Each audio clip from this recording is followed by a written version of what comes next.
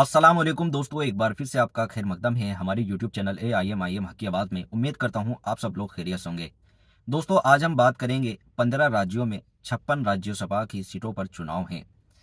इन राज्यसभा की सीटों पर एक भी मुसलमान नहीं है और किसी भी पार्टी ने एक भी मुसलमान को टिकट नहीं दिया। ये हाल मुसलमानों का उस वक्त हो रहा है जब 24 के चुनाव करीब हैं।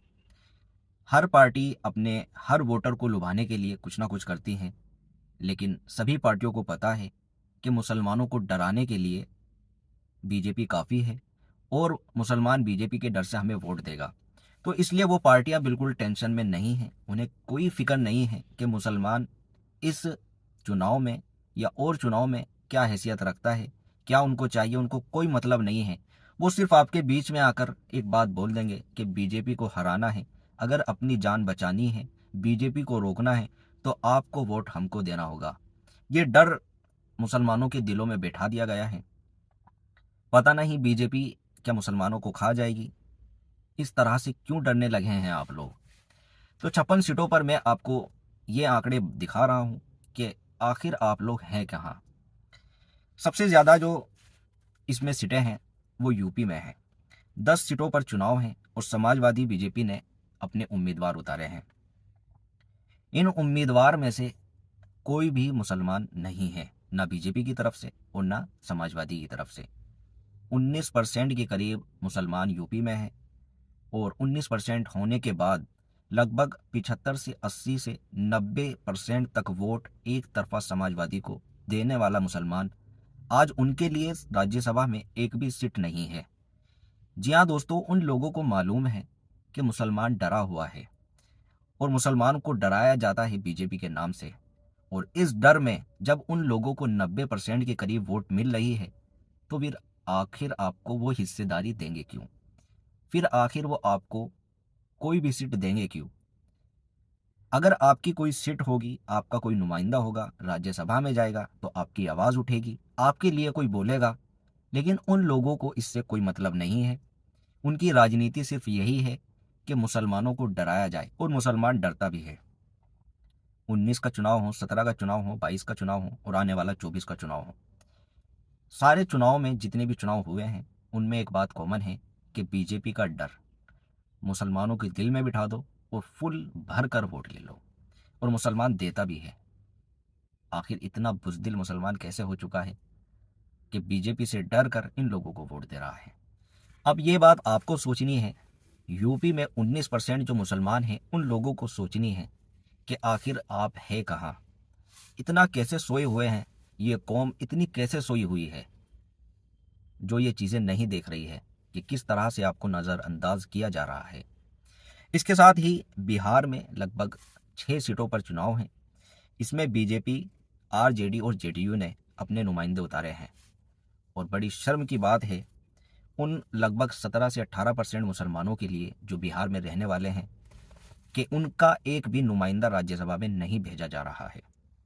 ये सोचने वाली बात है आप लोगों के लिए कि आपने तेजस्वी यादव, नीतीश कुमार को भर भर कर वोट दी थी और दे रहे हैं, लेकिन आपकी इनकी नज़रों में क्या हैसियत है वो ये दिखा रहे हैं। बार बार आपको दिखा रहे हैं कि आप लोग हमारे लिए कोई मायने नहीं रखते सिवाय एक वोट के। आपको ये बात सोचनी पड़ेगी, आपको ये बात देखनी पड़ेगी। अगर आप लोगों को अपनी कौम के लिए कुछ करना है, अपने लिए कुछ करना है, तो अपनी पावर बनानी पड़ेगी, अपना कोई नुमाइंदा, अपना कोई लीडर बनाना पड़ेगा। क्योंकि ये लोग जानते हैं कि इनका कोई लीडर नहीं है, इनका कोई नेता नहीं है। बीजेपी का डर दिखाकर इनसे वोट हासिल करनी है, और ये लोग जाएंगे भी कहाँ, ये भी बात है। इसके साथ ही राजस्थान में चुनाव है। 3 सीटों पर कांग्रेस और बीजेपी ने अपने उम्मीदवार उठाए हैं और इन उम्मीदवारों में एक भी मुसलमान नहीं है। ये वही राहुल गांधी है जो बराबरी की बात करते हैं, हिस्सेदारी की बात करते हैं, बड़ी बड़ी बातें करते हैं, और इसी तरह की बातें आपकी बीजेपी भी करती है। तो आप लोग यहाँ भी देखिए कांग्रेस का असली चेहरा, कि एक भी मुसलमान यहाँ पर नहीं है। राजस्थान में लगभग 9 से 10% मुसलमान रहने वाले हैं।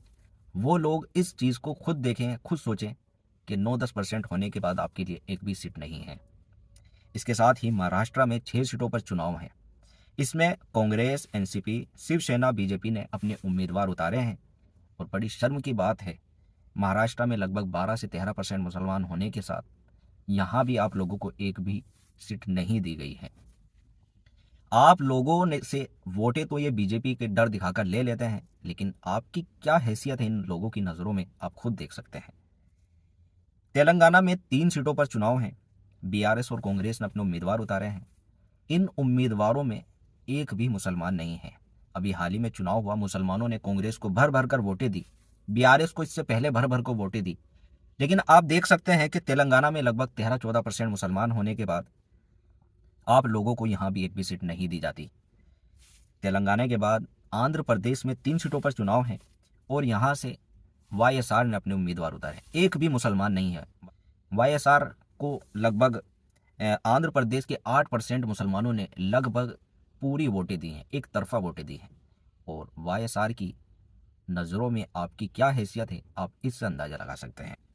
ओडिशा में लगभग 3 सीटों पर चुनाव हैं। बीजेडी और बीजेपी ने कोई भी मुसलमान को टिकट नहीं दिया। ओडिशा में लगभग 2 से 3% मुसलमान हैं और यहाँ भी एक भी मुसलमान को सीट या एक भी मुसलमान को टिकट नहीं मिला।